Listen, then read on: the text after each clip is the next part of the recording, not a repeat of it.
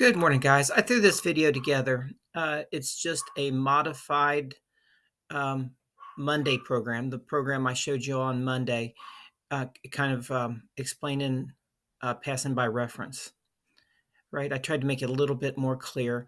I want to walk you through this so that you all have the information you need for the program for next week.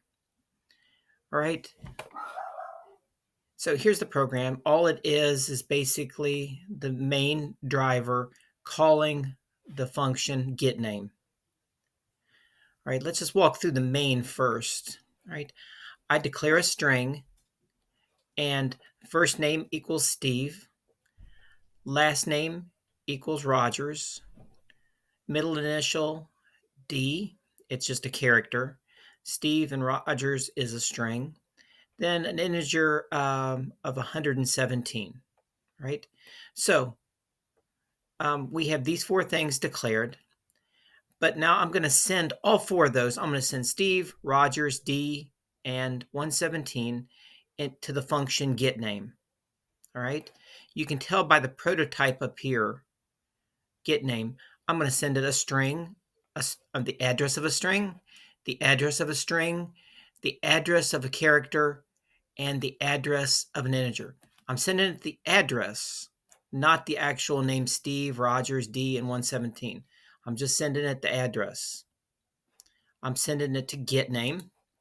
Now let's go down and see what happens inside of getName. All right, I'm sending it, here it is, string, character, initial. I'm sending it Steve for the first string. I'm sending it Rogers for the second string.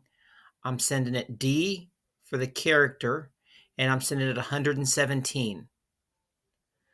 Okay, now inside the function, right, I'm asking the user to enter first name, last name, middle initial, age.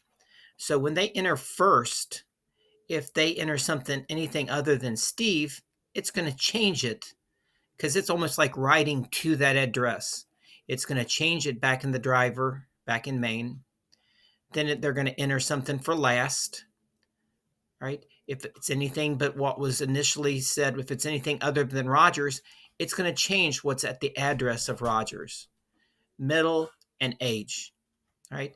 So all of these, if it enters the exact same stuff, Steve, Rogers, D, 117, it's gonna stay the same.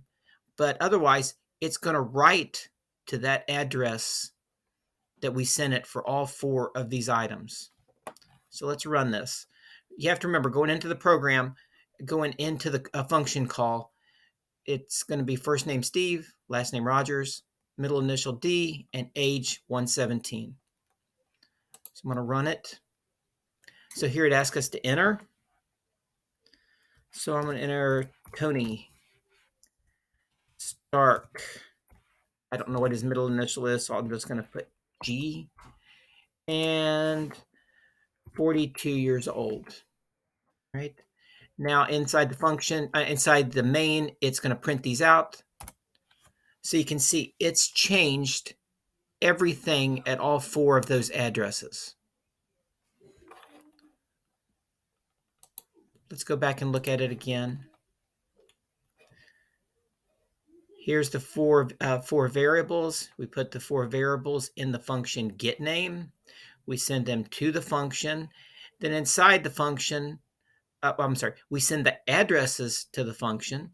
And then inside the function, the user writes new information to every one of these addresses. So it changes it back in the main. Like I mentioned on Monday, the beauty of this is it's like returning four things where our functions previously only returned one thing. Okay, so this is a more powerful function than the ones we used last semester. All right. You might want to take a screenshot of this and save it. This might be handy for writing your program. If you've got any questions on this, please contact me.